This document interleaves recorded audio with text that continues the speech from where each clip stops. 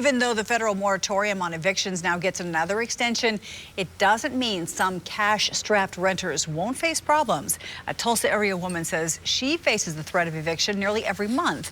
2 News problem solver Pete Knutson tells us why many other renters find themselves in the same predicament.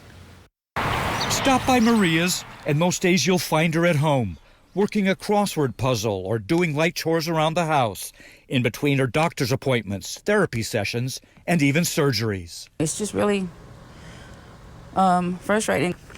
Maria hurt her back on the job in 2016, hasn't been able to work since, and draws a Social Security disability check every month, her only income. Adding to the hurt, eviction notices slapped on her front door. It's embarrassing to get an eviction notice, actually. When Maria moved into her mobile home park a couple of years ago, she told the office she didn't get her disability check until the second Wednesday of every month. No problem, Maria says she was told.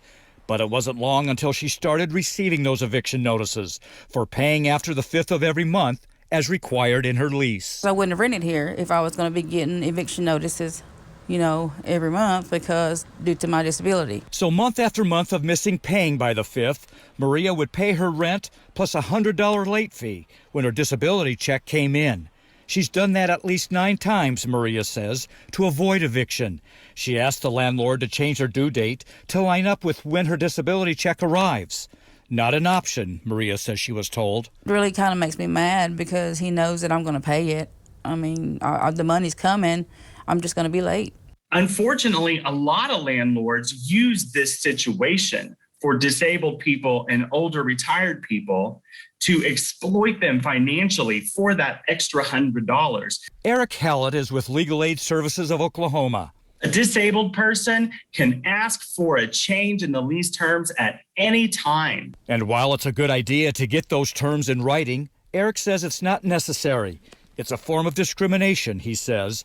So folks like Maria need to ask their landlord for an accommodation based on their disability, providing a letter, reliable verification from a doctor or therapist. So what's important to landlords is not receiving the money by the 3rd day of the month or the 5th day of the month. What's important to landlords is receiving their money consistently. In the months to come, Maria hopes to heal her back, her stress, her finances, and hopefully get off disability and back on the job. Work longer hours and maybe get ahead a little bit. I'm not have to worry about this. To help, we put Maria in touch with Legal Aid Services of Oklahoma. They'll go over any options she may have. Legal Aid tells us they're able to resolve many cases without going to court.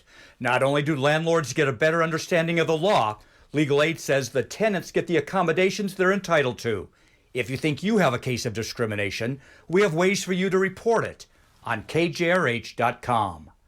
Pete Knutson, 2 Works for You problem solvers. Now, legal experts tell us the only time a landlord can refuse those accommodations is if they can prove that it would cause them an administrative or financial burden, and moving a due date generally won't prove that.